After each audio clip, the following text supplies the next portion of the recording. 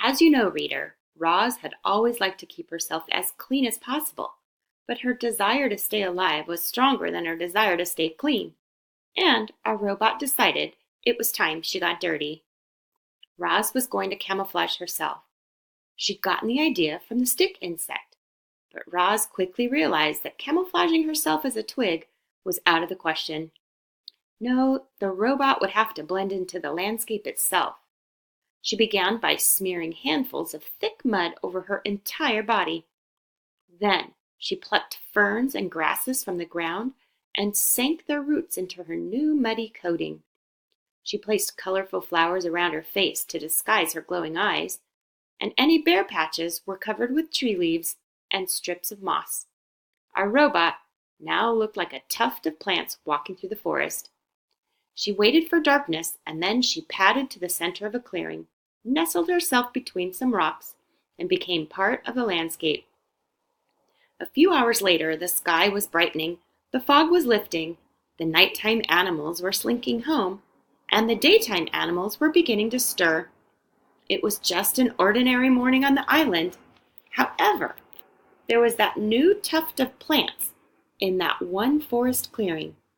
Only the bees had noticed the tuft. They buzzed around it, completely unaware that the robot was hidden beneath. And so Roz sat there right in the open, yet completely unseen, and observed the wilderness around her. She watched flowers slowly turn toward the sun. She listened to rodents crawl through the weeds. She smelled the moist, piney air. She felt worms wiggle against her muddy sides.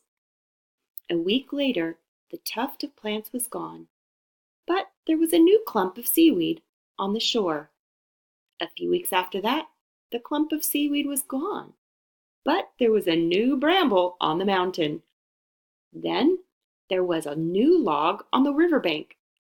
Then a new rock in the forest. Clouds scudded through the sky. Spiders spun intricate webs. Berries beckoned to hungry mouths. Foxes stalked hares. Mushrooms rose up from leaf litter. Turtles plopped into ponds. Moss spread across tree roots. Vultures hunched over carcasses. Ocean waves beat against the coastline. Tadpoles became frogs. Caterpillars became butterflies. A camouflaged robot observed it all. It started with the birds. They'd always been skittish when the robot was near. They would stare and screech and then scatter. But now that Roz was camouflaged, she could secretly observe their normal behavior, right up close. Roz noticed chickadees fluttering through the same flowers and singing the same song every morning. She noticed a lark who swooped down to the same rock and sang the same song every afternoon. She noticed the same two magpies singing to each other from across the same meadow every evening.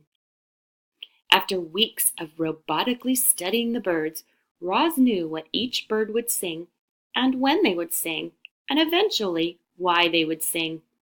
The robot was beginning to understand the birds. But she was also beginning to understand the porcupines and the salamanders and the beetles. She discovered that all the different animals shared one common language. They just spoke the language in different ways.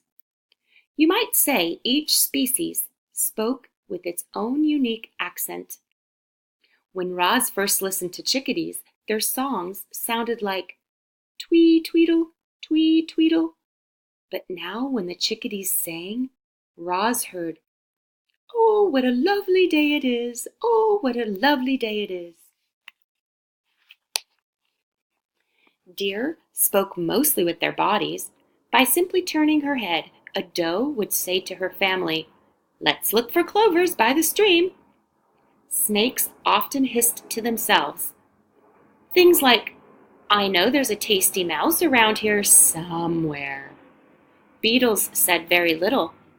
They used their wings to buzz a few simple words, like nectar and sun and hive. Frogs spent much of their time searching for each other. One would croak, "Where are you? I can't see you." And then another would reply, "I'm over here. Follow my voice." When Roz first stomped across the island, the animal squawks and growls and chirps had sounded like nothing more than meaningless noises. But she no longer heard animal noises. She now heard animal words.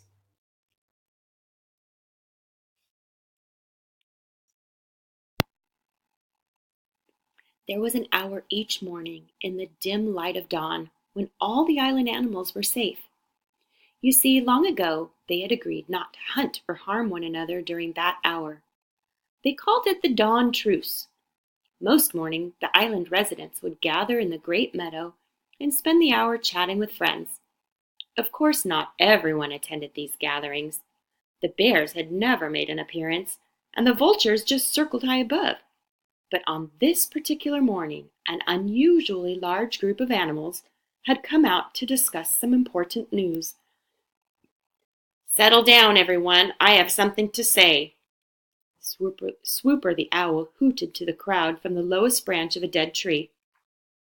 "Last night I saw a mysterious creature right here in the great meadow. It seemed to be covered in grass, so I couldn't get a good look at it, but I think it may have been the monster." Looks of concern swept over the crowd. "What was the creature doing?" said Dart the weasel. "It was speaking," said Swooper. "It kept repeating the same words over and over again, but each time it sounded a little different. At first it sounded like a cricket, and then it sounded like a raccoon, and then it sounded like an owl." "What was it saying?" said Dig Down the groundhog. "I could be mistaken," said Swooper, "but I think it was saying, 'Hello, my name is Roz.'" The crowd began to chatter. "Just where was this creature?" said Fink the fox. Everyone turned as the owl slowly pointed his wings to a grassy lump in the meadow. It was a rather ordinary-looking grassy lump until it began to move. As you probably guessed, that grassy lump was Roz. She'd been there the whole time, camouflaged, watching, listening, and with all the animals looking at her, she decided to introduce herself. The crowd stared in disbelief as the grassy lump started shaking and bulging upward and crumbling apart. And there was the robot. Then, using her body and voice, the robot spoke to the animals in their own language. "Hello, my name is Roz." The crowd gasped. Swooper fluttered up from his branch and screeched, "It's the monster!" "I am not a monster," said Roz. "I am a robot." A flock of sparrows suddenly took off. "Leave us alone!" squeaked Dart as he crouched low in the grass. "Return to whatever horrible place you come from." "I come from here," said Roz. "I have spent my whole life on this island." "Why haven't you spoken to us sooner?" screeched the owl from higher up in the tree. "I did not know the animal language until now," said the robot. Crown Point the buck had heard enough. He slipped into the forest with his family. "So what do you want from us?" growled Fink. "I have observed that different animals have different ways of surviving," said the robot. "I would like each of you to teach me your survival techniques." "I'm not going to help you," screeched the owl from the very top of the tree. "You seem so, natural." "The monster is just waiting to gobble us up," shrieked Dig Down, and the groundhog disappeared into a hole. "I will not gobble anyone up," said Roz. "I have no need for food." "You don't need food?" Fink relaxed a bit. "Well, I need food, and lots of it."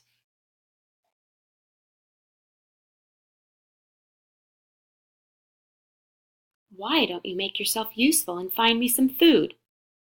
"What would you like me to do?" said Roz. "Can you hunt?" The fox smiled at a hare on the far side of the gathering. "It's almost time for breakfast." "I cannot hunt, but I could gather berries." The fox's smile disappeared. "Berries? I'm hungry for meat, not berries. Good luck to you, Roz. You're going to need it. And the fox trotted away. Roz looked up at the tree, but the owl had gone. And when the robot looked down again, she realized that everyone else had gone too. A new word was spreading across the island. The word was Roz. Everyone was talking about the robot, and they wanted nothing to do with her. I don't think I'll ever feel comfortable knowing that Roz is on the prowl. I hope Roz camouflages herself as a rock forever. Shh! There's Roz now. Let's get out of here. Roz wandered the island, covered in dirt and green growing things, and everywhere she went, she heard unfriendly words. The words would have made most creatures quite sad, but as you know, robots don't feel emotions, and in these moments, that was probably for the best.